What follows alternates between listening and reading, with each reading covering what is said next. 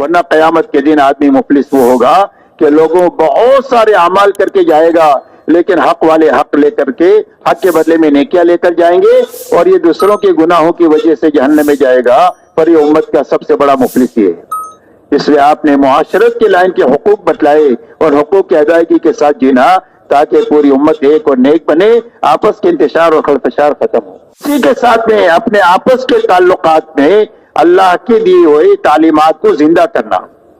یہ دنیا تعلقات کی جگہ ہے، جتنے تعلقات ہیں اتنے حقوق ہے۔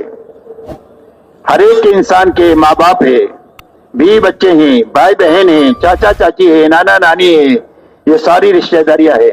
کوئی سیٹ ہے، کوئی نوکر ہے، کوئی حاکم ہے، کوئی رعیت ہے، یہ سارے تعلقات ہیں اور جتنے تعلقات ہیں اتنے حقوق ہے۔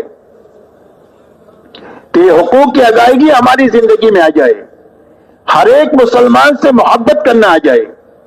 حدیث میں آتا ہے تم میں کیا کوئی آدمی کامل مومن نہیں ہو سکتا ہے جب تک اپنے بھائی کے لیے وہ چیز پسند نہ کرے جو اپنے لیے پسند کرتا ہے، اور فرمایا تم جنت میں داخل نہیں ہو سکتے جب تک تم مومن نہ بنو، اور تمہارا ایمان کامل نہیں ہو سکتا ہے جب تک آپس میں محبت نہ کرو۔ مولانا سعید خان صاحب رحمۃ اللہ علیہ فرماتے تھے کہ لوگ تو اللہ سے ملک و مال مانگتے ہیں، میں اللہ سے ایمان والوں کی محبت مانگتا ہوں کہ اللہ ایمان والوں کی محبت دے دی۔ اس لیے ہر ایمان والے سے محبت کرنا، ہر ایک مسلمان کے حق کو پہچاننا اور پہچان کر حقوق کی ادائیگی کے ساتھ جینا، اس لیے کہ حضور صلی اللہ علیہ وسلم نے پوری امت کو ایک بنایا اور نیک بنایا۔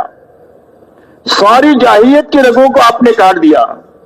فرمایا وطن کوئی مسئلہ نہیں، فرمایا زبان کوئی مسئلہ نہیں ہے، رنگ کوئی مسئلہ نہیں ہے، قومیت کوئی مسئلہ نہیں ہے، بلکہ پوری امت کو ایمان کی بنیاد پر جمع فرما کر یہ فرمایا انما المؤمنون اخوہ، سارے ایمان والے اپنے آپس میں بھائی بھائی ہیں۔ فرمایا ایمان والوں کی مثال ایک دوسرے کے ساتھ محبت کرنے میں، ایک دوسرے کے کام آنے میں، ایک دوسرے کی بھلائی چاہنے میں ایسی ہے جیسا کہ ایک جسم ہوتا ہے کہ جسم کے سارے اعضاء، ہر ایک کی شکل الگ ہے، ہر ایک کا کام الگ ہے، لیکن آپس میں اتنا جوڑ ہے کہ چلتے ہوئے ٹھوکر لگ جائے تو پورا جسم اس کی تکلیف کو محسوس کرتا ہے، اور اگر آدمی اچھا کھانا کھا لے رات کو سو جائے تو پورا جسم اس کی لذت اور راحت کو محسوس کرتا ہے۔ فرمایا ایسے ایمان والوں کی مثال ہے۔ کوئی ایمان والا کبھی اپنے بھائی کی برائی کو نہیں چاہ سکتا، جیسے آدمی کا کوئی عضو دوسرے عضو کی برائی کو نہیں سوچ سکتا۔ کبھی پیر یہ نہیں کہے گا کہ میں جسم کا بوجھ کیوں اٹھاؤں، کبھی زبان یہ نہیں کہے گی کہ میں جسم کے لیے کیوں کام کروں۔ ہر عضو اپنے لیے کم کام کرتا ہے، پورے جسم کے لیے زیادہ کام کرتا ہے۔ حضور صلی اللہ علیہ وسلم نے ایسی تشبیہ دیا کہ ایمان والوں کی مثال ایمان ایک جسم کے مانند ہے۔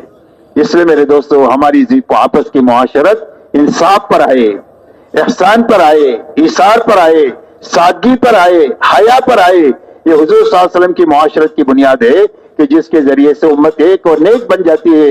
جب امت ایک اور نیک بن جائے تو اللہ کی مدد ساتھ ہو جاتی ہے۔ اجتماعیت اس امت کا سب سے بڑا سبب ہے اللہ کی مدد کا۔ جب ایک بن جائیں گے تو اللہ کی مدد کے مستحق ہو جائیں گے، اور جب ٹوٹ پھوٹ جائیں گے تو اللہ کی مدد سے محروم ہو جائیں گے۔ اس لیے میرے دوستو اپنی معاشرت کو پاکیزہ بنانا اور حقوق کی ادائیگی کے ساتھ جینا، ورنہ قیامت کے دن آدمی مفلس وہ ہوگا کہ لوگوں بہت سارے اعمال کر کے جائے گا لیکن حق والے حق لے کر کے حق کے بدلے میں نیکیاں لے کر جائیں گے، اور یہ دوسروں کے گناہوں کی وجہ سے جہنم میں جائے گا، پر یہ امت کا سب سے بڑا مفلس یہ ہے۔ اس لیے آپ نے معاشرت کے لائن کے حقوق بتلائے اور حقوق کی ادائیگی کے ساتھ جینا تاکہ پوری امت ایک اور نیک بنے، آپس کے انتشار اور خلفشار ختم ہو۔